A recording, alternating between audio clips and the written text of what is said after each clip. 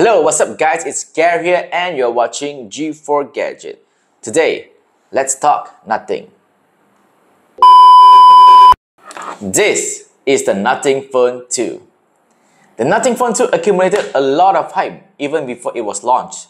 But what's beyond the hype? First, let's talk about the price. For 12 plus 256 GB, Nothing Phone 2 is priced at 2,999 ringgit. And for 12 plus 512 GB, the Nothing Phone 2 is priced at 3,299 ringgit. It is slightly cheaper than some of the flagships out there, but it's not affordable either. The question is, should you be buying the Nothing Phone 2?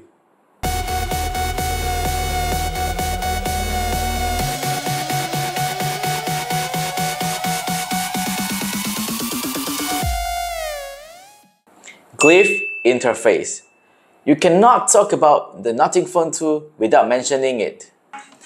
This updated version of Glyph Interface acts as a notification light, a countdown timer, a charging percentage indicator, etc. There's a new Glyph composer that allows you to create your own combination of light and sound, then use it as your personalized ringtone.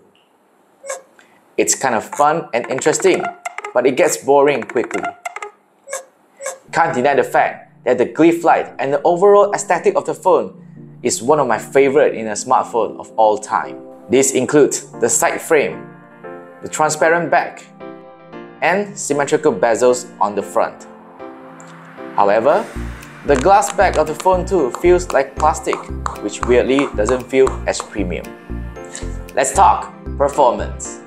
Snapdragon 8 Plus Gen 1 on the Nothing Phone 2 is indeed a flagship chipset, but one from last year. And at this point, the Snapdragon 8 Gen 3 is coming out soon. There's nothing wrong with using an older chipset to keep the price down, but there are cheaper phones out there using the Snapdragon 8 Gen 2, so we cannot justify this decision. On Geekbench, it scored 1745 on single core and 4589 on multi-core score.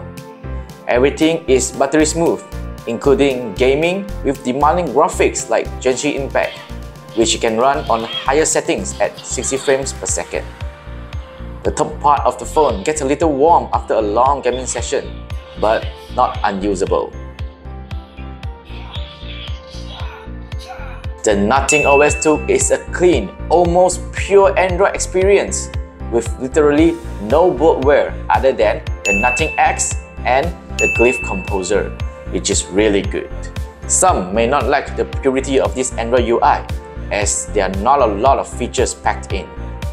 Albeit the stock-like Android, Nothing has given it a lot of personalities, from the icon to the whole UI. There's no way you could mistaken this for another phone. Whether this is good or not depends on the user, and you can also switch back to a more normal looking UI if that's your taste. Next, let's talk about the camera.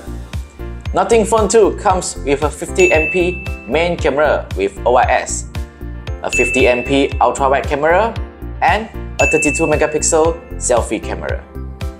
Photos taken on the main camera tend to look natural, something you would expect from an iPhone, but it adds a little contrast to it.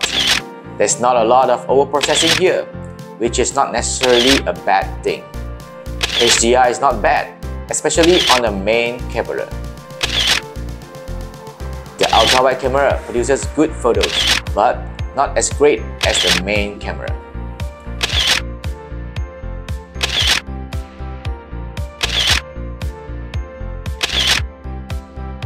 Portrait shots come out quite good with nice amount of separation of subject and background. The Glyph light can be activated for portrait mode to act as a soft light, enhancing the subject in low light environment. It would be better if the brightness can be adjusted. Correct me if I'm wrong. The 32MP selfie camera also takes some natural feeling images, which is okay, but not the best. Video-wise, the phone 2 can shoot up to 4K at 60 FPS, and the footages come out quite nice and steady. Overall, the cameras on the phone 2 are satisfactory, but there's no wow factor in it. We would love a telephoto camera, and we hope that Nothing will add it on their phone 3. Other things include a pair of stereo speakers, which is just decent. The Nothing Phone 2 comes with 4700 mAh of battery with 45 watt wired charging and 15 watt wireless charging support. It is not the biggest battery or the fastest charging, but it's an upgrade from the Phone 1. The Phone 2 is also IP54 rated for splash and dust resistant, but that's clearly not flagship standard. It should be at least IP67 rated for it to qualify as a flagship in 2023. To conclude, if you want something unique, something different, or if you love to try something new, or if you are a big fan of pure Android UI, then by all means, go ahead and grab yourself a Nothing Phone 2. It is one of the best looking phones we have seen in a while, and we absolutely love the bloatware-free UI. If you're looking for a more common or more normal phone, there are tons of options out there with maybe better camera, more powerful processor, bigger battery, or even faster charging. But the Nothing Phone 2 is definitely one-of-a-kind smartphone.